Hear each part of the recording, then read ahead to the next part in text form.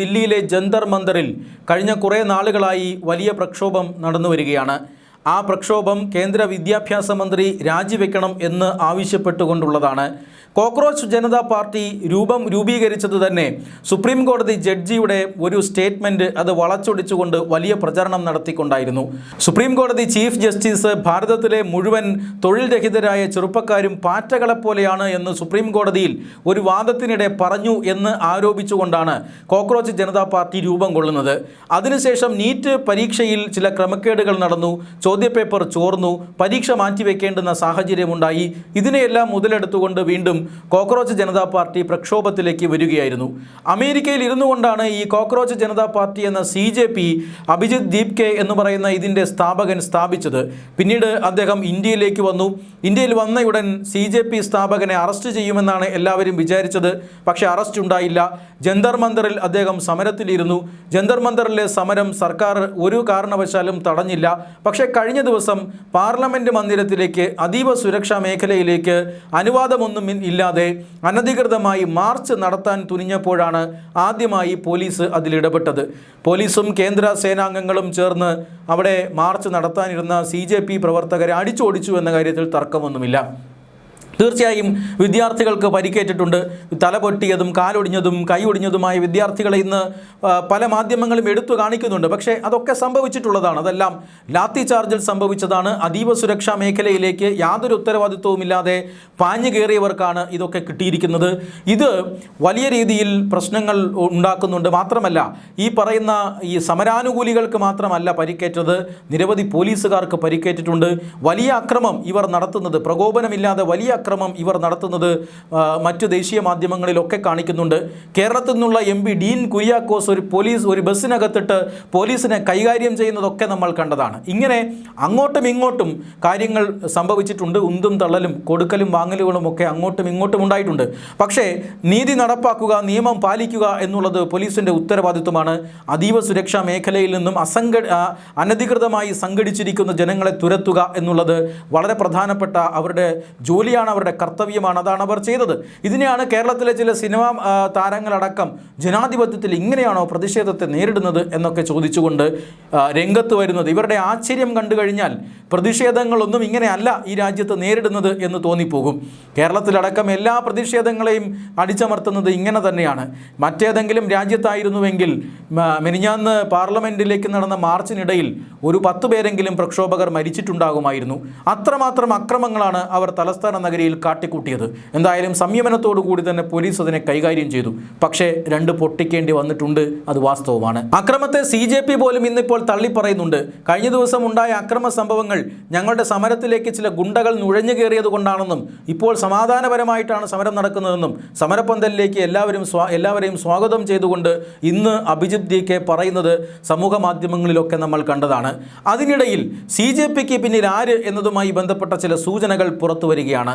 CJP നടത്തുന്ന സമരം, അതുമായി വാങ്ചുക്കിൻ്റെ രംഗപ്രവേശനം, അതിനുശേഷം രാജ്യത്തെ പ്രമുഖ പ്രതിപക്ഷ പാർട്ടികളുടെ രംഗപ്രവേശനം, ഇതിൽ നിന്നൊക്കെ മനസ്സിലാക്കുന്നത് ബംഗാളിലും നേപ്പാളിലുമൊക്കെ നടന്നതുപോലെയുള്ള ഒരു യുവജന പ്രക്ഷോഭം ഇവിടെ ഉണ്ടാക്കിയെടുക്കാനായി ചിലർ ഗൂഢാലോചന നടത്തുന്നു എന്ന് തന്നെയാണ്.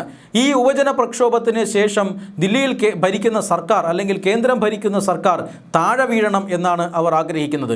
5 വർഷത്തേക്ക് ജനങ്ങൾ തിരഞ്ഞെടുത്ത സർക്കാരാണത്. ആ സർക്കാരിനെ മറ്റ് ജനാധിപത്യ വിരുദ്ധ മാർഗങ്ങളിലൂടെ താഴെ ഇറക്കാനുള്ള ശ്രമത്തിൻ്റെ ഭാഗമാണ് ഈ യൂത്ത് മൂവ്മെൻറ്റ് എന്നെല്ലാവർക്കും അറിയാം. അങ്ങനെയുള്ള ചില സംശയങ്ങളുമുണ്ട്. ഈ സാഹചര്യത്തിലാണ് CJPയുടെ പ്രക്ഷോഭത്തിന് പിന്തുണ പ്രഖ്യാപിച്ച് വിദേശ ഭീകര സംഘടനയായ ജമാഅത്തെ ഇസ്ലാമി ബംഗ്ലാദേശ് രംഗത്ത് വന്നിരിക്കുന്നത്. ബംഗ്ലാദേശിലെ ജമാഅത്തെ ഇസ്ലാമി ഇപ്പോൾ ഒരു പ്രസ്താവനയിലൂടെ CJPയുടെ സമരത്തെ പിന്തുണയ്ക്കുന്നുണ്ട്. ഈ പ്രസ്താവനയിൽ CJPയുടെ സമരത്തെ ഇസ്ലാമിക് മൂവ്മെൻ്റ് എന്നാണ് ജമാഅത്തെ ഇസ്ലാമി വിശേഷിപ്പിച്ചിരിക്കുന്നത്. ഇസ്ലാമിക് മൂവ്മെൻറ്റുകളുടെ ചരിത്രത്തിൽ ഇത്തരത്തിലുള്ള പല സംഭവങ്ങളും ഉണ്ടായിട്ടുണ്ട്.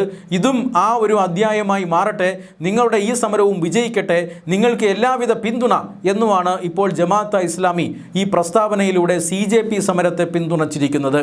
ആരാണ് ബംഗ്ലാദേശിലെ ജമാഅത്തെ ഇസ്ലാമി. 2024 ബംഗ്ലാദേശിൽ ഒരു ബഹുജന പ്രക്ഷോഭം എന്ന് പറയാൻ കഴിയില്ല. ഇപ്പോൾ ഈ പല നേപ്പാളിലും അതുപോലെയുള്ള പല രാജ്യങ്ങളിലും നടന്നതുപോലെയുള്ള ഒരു യുവജന പ്രക്ഷോഭമാണ് നടന്നത്. ഏതാനും ചില യുവാക്കളെ പ്രകോപിപ്പിച്ചുകൊണ്ട് അവിടെ ഒരു വലിയ പ്രക്ഷോഭം നടത്തുന്നു. ആ പ്രക്ഷോഭം രാജ്യവ്യാപകമായി ആളിപ്പടരുന്നു. ഒടുവിൽ ഭരണകൂടത്തിന് അതിൽ ഇടപെടേണ്ടി വരുന്നു. പ്രക്ഷോഭത്തിന് മുന്നിൽ ഭരണകൂടത്തിന് പിടിച്ചു നിൽക്കാൻ കഴിയുന്നില്ല. ഒട്ടനവധി പ്രക്ഷോഭകർ മരിക്കുന്നു. അതുകൊണ്ട് തന്നെ ഏറ്റവും ഒടുവിലായി പ്രധാനമന്ത്രിക്ക് അവിടെ നിന്നും പലായനം ചെയ്യേണ്ടി വന്നു. പ്രധാനമന്ത്രിയുടെ വസതിയിലേക്കും അതുപോലെ തന്നെ പാർലമെന്റിലേക്കും ഒക്കെ ഇരച്ചു കയറാൻ ഈ പറയുന്ന യുവ പ്രക്ഷോഭകർ തീരുമാനമെടുക്കുന്നു. അന്ന് ആ രാജ്യത്തെ സൈന്യം പോലും ഈ പ്രക്ഷോഭത്തിനോടൊപ്പം നിന്നതുകൊണ്ടാണ് പ്രധാനമന്ത്രിക്ക് അവിടെ നിന്നും വിട്ടുപോകേണ്ടി വന്നത്. ബംഗ്ലാദേശ് പ്രധാനമന്ത്രിയായിരുന്ന ഷെയ്ഖ് ഹസീനയെ ഇന്ത്യയുടെ രഹസ്യാന്വേഷണ വിഭാഗമായ റോ നടത്തിയ പ്രത്യേക ഓപ്പറേഷനിലൂടെയാണ് ഇന്ത്യയിലേക്ക് എത്തിച്ചത്. അവർ ഇന്ത്യയിൽ രാഷ്ട്രീയ അഭയം തേടി ഇപ്പോൾ ഇന്ത്യയിൽ കഴിയുകയാണ്. ഷെയ്ഖ് ഹസീനയെ വിട്ടുകിട്ടണമെന്നാവശ്യപ്പെട്ടുകൊണ്ട് ഇടക്കാല സർക്കാർ അവിടെ വലിയ സമ്മർദ്ദം ഇന്ത്യക്ക് മേൽ ചുമത്തിയിരുന്നു. ഷെയ്ഖ് ഹസീന ഇന്ത്യയിലേക്ക് എത്തിയതിനു ശേഷം അവിടെ ഒരു ഇടക്കാല സർക്കാർ രൂപീകരിക്കുന്നു. ആ സർക്കാരിൻ്റെ കടിഞ്ഞാൻ ഇട്ടിരുന്നത് അവിടുത്തെ പ്രക്ഷോഭകരായിരുന്ന അല്ലെങ്കിൽ ആ പ്രക്ഷോഭങ്ങൾക്കൊക്കെ നേതൃത്വം നൽകിയിരുന്ന ജമാഅത്തെ ഇസ്ലാമി എന്ന തീവ്രവാദ രാഷ്ട്രീയ പാർട്ടിയായിരുന്നു.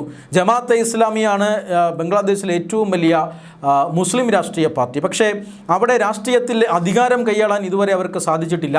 അതുകൊണ്ട് തന്നെ ഈ ഇടക്കാല സർക്കാരിൻ്റെ ഏറ്റവും വലിയ ഒരു സ്വാധീന ശക്തിയായി ജമാഅത്തെ ഇസ്ലാമി മാറി. ജമാഅത്തെ ഇസ്ലാമി പറയുന്നത് മാത്രമേ ഇടക്കാല സർക്കാർ കേൾക്കുകയുള്ളൂ. അങ്ങനെ ആജന്മ ശത്രുവായിരുന്ന പാകിസ്ഥാനുമായി അവർ കൂട്ടുകൂടി ഇന്ത്യയുമായി വലിയ ശത്രുതയിലായി. ഇന്ത്യ വിരുദ്ധ ഭീകരപ്രവർത്തകന്മാരെ എല്ലാം ഇവർ തുറന്നുവിട്ടു. അങ്ങനെ ഇന്ത്യക്കെതിരെ ചെയ്യാൻ കഴിയുന്നതെല്ലാം ഏതാനും മാസങ്ങൾക്ക് മുമ്പ് ബംഗ്ലാദേശിലിരുന്ന് ചെയ്ത ഒരു രാഷ്ട്രീയ പാർട്ടിയും ഭീകര സംഘടനയുമാണ് ജമാഅത്തെ ഇസ്ലാമി. ഇതേ ജമാഅത്തെ ഇസ്ലാമിയാണ് ഇന്ത്യയിൽ നിന്നും വടക്കു കിഴക്കൻ സംസ്ഥാനങ്ങളെ മോചിപ്പിക്കുമെന്നും പശ്ചിമ ബംഗാളിനെ സ്വാതന്ത്ര്യം പ്രഖ്യാപിക്കുമെന്നും ബീഹാറിനെ പ്രത്യേക രാജ്യമാക്കി മാറ്റുമെന്നുമൊക്കെ അധികാരത്തിൽ വന്നതിന് ശേഷം, അതായത് ബംഗ്ലാദേശിൽ അധികാരത്തിൽ വന്നതിന് ശേഷം വിളിച്ചു പറഞ്ഞത്. ഇതെല്ലാം ഇന്ത്യയെ പ്രകോപിപ്പിക്കാൻ വേണ്ടിയായിരുന്നു.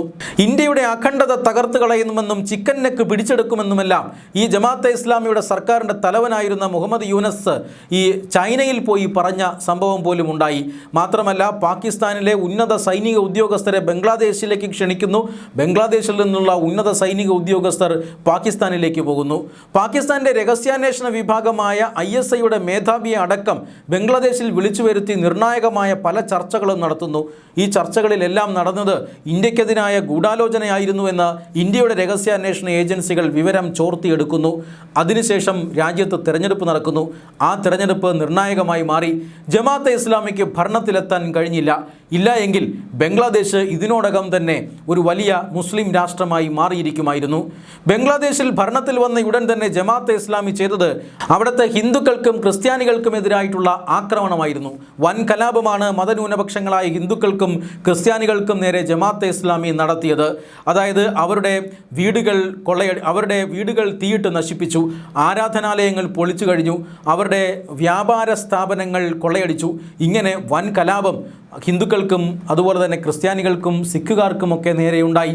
അവിടെ ന്യൂനപക്ഷങ്ങളെ അടിച്ചോടിച്ചുകൊണ്ട് തീർത്തും ഈ ശരീഅത്ത് നിയമത്തിൽ അധിഷ്ഠിതമായ ഒരു ഇസ്ലാമിക രാഷ്ട്രം സ്ഥാപിക്കുക എന്നതായിരുന്നു ജമാഅത്തെ ഇസ്ലാമിയുടെ ലക്ഷ്യം. പക്ഷേ രാജ്യത്ത് തിരഞ്ഞെടുപ്പ് നടന്നതുകൊണ്ടും ജമാഅത്തെ ഇസ്ലാമിയെ രാജ്യത്തെ ജനങ്ങൾ പിന്തുണയ്ക്കാതെ മാറ്റി നിർത്തിയതുകൊണ്ടുമാണ് BNP സർക്കാർ അവിടെ അധികാരത്തിൽ വരുന്നത്.